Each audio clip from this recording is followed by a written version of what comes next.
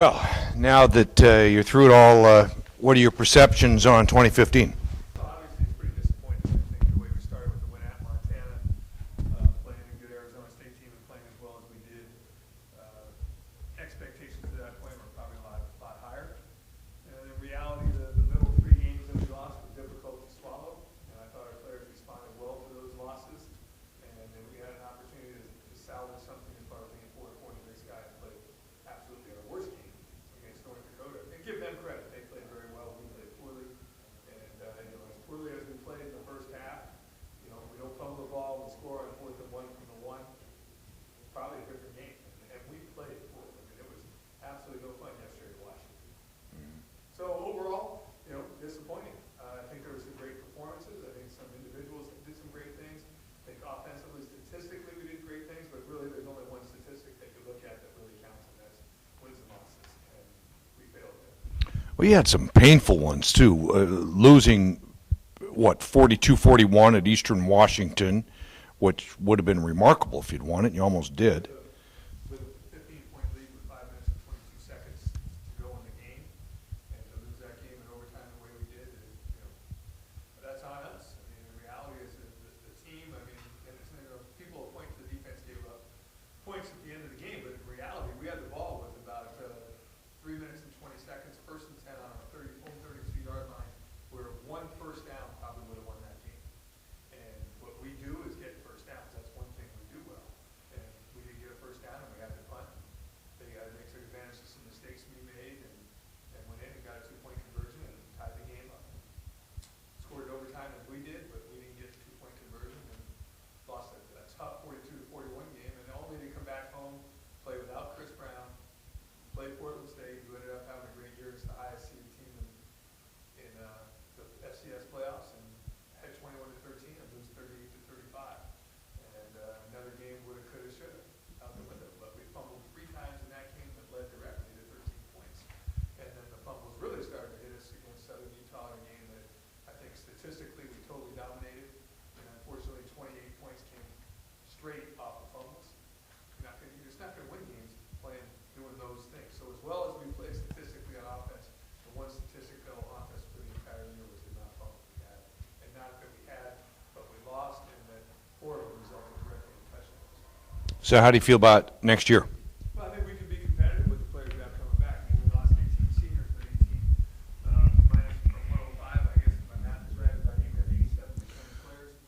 We have a lot of guys that played a lot of football this year. I think we can line up and be competitive in the Big Sky, which I think we have been year in and year out, but we have to win some of those close games. And in order to really get into the conference mix and win another championship in the Big Sky, and that's always the goal. I think the one area that probably we're most concerned about probably is leadership, because I think we did have some good leadership. Chris Brown is a tremendous leader. Chris Brown's a tremendous competitor, and his spirit will definitely be missed. But I think that we do have some quarterbacks in Daniel Graves and Khalil Jenkins that are willing and definitely ready to step in and take on that chore. I think the 2 biggest guys to replace are probably going to be Weston Walker and Steven Sipple. And on the defensive side of the ball, I think that, Carlton Dennis probably, Tuta Inoke, and Burton DeConing, those 3 seniors. But I think there's some young players in the program that can step in and do the things we need to do to be competitive in the Big Sky. And as tough as I think the schedule will be again with Nevada, South Dakota State right off the bat, and then the University of San Diego, I think it's not as difficult as it was a year ago. Thank you. Coach, I'm sure you're familiar, but Rob Ashe, just kind of your thoughts on that decision by Montana State. Unbelievable. And as coaches, I think we should always support coaches, but that's an easy one.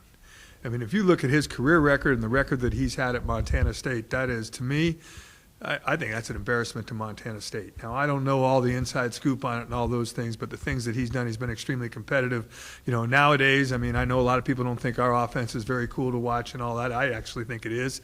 But their offense was supposedly pretty cool. And Dakota Prukup was a great player that he recruited, and the young man before him was a tremendous player that he recruited, and they put up some unbelievable numbers in his tenure there. I think, the deal with Montana probably had a little bit to do with it. I don't know all the ins and outs, but I think he's a good man for college football, and I think that it's unfortunate what happens sometimes, probably because of donor and fan base. And I really think that if that's who's making the decisions in college athletics nowadays, then maybe we're headed in the wrong direction, because the young people that play the game is really what it's all about, and what they feel is extremely important. And I think that in Rob's case, I feel for him. He'll be back someplace, and he'll probably get right back on the saddle. And he's close to 300 career college wins. That's a lot of careers. He's like 250 right now. And I hope he finishes with 300, and hope he plays Montana State one more time in Bozeman and wins 56-6. How difficult is the Big Sky? Well, I think it gets more difficult every year. I think that, there's the haves and the have-nots that have been in the league, and I think that, at the beginning, the first 3 years, we were closer to the haves. And I don't know for that much further based on what we just talked about the 3 tough losses we had this year. But the fact is that Weber State is vastly improved. North Dakota is obviously much improved football team. Some of the teams in Southern Utah winning the Big Sky Championship, that was unheard of 3 and 4 years ago. And I think that they've gotten themselves in the mix and done a tremendous job, which has only made the conference that much more difficult. And when you get the proper schedule, and you get the schedule that maybe doesn't have all those halves, so to speak, on it, you better take advantage of it. And I think certain teams stepped up to the plate and did a great job. And I think, Portland State's emergence is another one. And for us, we went, I don't know how many in a row, but starting with Montana and going that first 8 weeks of the season, everybody, or 9 weeks, everybody we played was a somebody in the Big Sky at one point during this year.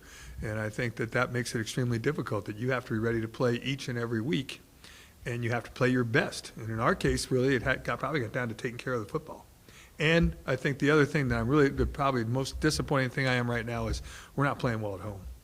And you have to play well at home in this conference if you're going to win a championship. And if you're in the Big West in basketball, if you're in the Big Sky in football, you got to protect your home if you want to win conference championships. You keep talking about turnovers on an offense that's really predicated around holding the ball and your offense not turning the ball over. Moving forward, as far as next year's concerned, like as far as the coach is concerned, how do you make the tweaks? How do you make it so that things like that don't happen? Well, I mean, I think that, the ball is something that it's kind of like in basketball. You turn the keys over to your car, to the point guard in basketball, and in football, you turn it over to the guys that carry the football. And a year ago, we had 12 fumbles and lost 4. We were second or third in the nation in that category. And when you look at how many times we handled the football, that was pretty incredible. This year, to go from that to 26 and 15, and Eric just told me 13 in the last 3 or 4 games, that's astonishing. We coach it the same way. We do it the same way week in and week out. Some point in time, that's one thing I will say the players have to take responsibility for. I mean, Corey Garcia fumbled the other night. How many times has Corey Garcia touched the football in his 3-year career? Quite a bit. How many times has he fumbled? Not that many. So, I mean, he has the ability to do it right. He has to make sure that he takes care of the football. And I think taking responsibility for it is the most important thing. But, you can't score points without it. And that's the same in any sport. So you have to have the ball to score points. And so all those points that were scored against us because of fumbles, think about where we were on the field when we fumbled a couple of times and how many more points we could have scored. So sometimes they were 14-point swings in games. And that's unfortunate, but it's a fact of life that we have to live with. We did it. And, yeah, we're going to continue to emphasize it. We're going to continue to make sure that we protect the football like we did in 2014. But for whatever reason, we didn't do as good a job probably coaching it, but most importantly, I think our players need to secure the football and take responsibility. That's the most important and precious thing we have on the offensive side of the ball. Is Dano kind of the outright guy next year for that QB spot? Well, I mean, Khalil Jenkins did a great job in the one game he played. I mean, I think he's got a tremendous amount of potential, but I think he would have to prove to us that he's better than Daniel Graves. And Daniel Graves, when he had the opportunity to play 2 years ago, played extremely well. When he had the opportunity to play a year ago, played extremely well. So we have every belief that Daniel Graves is going to play very well. Is Khalil going to be able to jump out in front of him? I don't know. But the experiences that Khalil had this year are definitely going to help him compete, number one, for the job.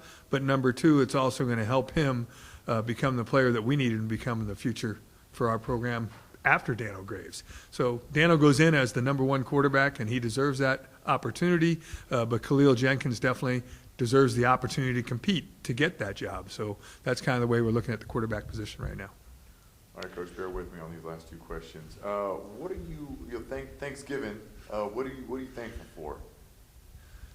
Oh, there's no question that I'm thankful for family. That's my number one thing, is that, I have a lot of family. Unfortunately, they're kind of far away right now. It makes it tough time during the holiday season, but when you see them, you realize just how precious family is, your children are, and those things. So I'm extremely thankful that they're all doing well and they're healthy and moving on with their lives. I have a wedding to look forward to next year. I'm thankful for that as well. That's number one. I think, number two, when you look at a job, I mean, I hate to say it, look where I work with, Eric. Look who I get to work with, and the people that are around me, and the young people in our program, and seeing them have the opportunity to do the things that they do, and look where I live. I have a lot to be thankful for, and I think that all of us here at Cal Poly should feel that way. What's your favorite Thanksgiving food? And go back. I'm pretty basic, though. Although I will say my wife makes a killer dressing. I'm just going to tell you right now. So when you look at Thanksgiving, it's pretty funny. I saw Mike Golick do a thing on the Mike and Mike show today, and he talked about going over to his neighbor's house, having a huge dinner, and unbuckling and unbuttoning his pants, laying on the floor and watching football all day on Thursday. That's probably going to be pretty close to what Tim Walsh is going to do this Thursday. And it's going to be a lot of fun and a lot of food. But I'm pretty basic. I'm kind of like my wife puts it all out there: sweet potatoes with the marshmallow melted on top. That's not me. I'm kind of a mashed potatoes, gravy, some type of a green vegetable, lots of turkey, lots of dressing, and lots of bread beforehand. And then those sandwiches at about 11 p.m., they go down pretty good after that turkey dinner. That's perfect. Thank you. Thanks a lot. You guys have a happy Thanksgiving. Thank you.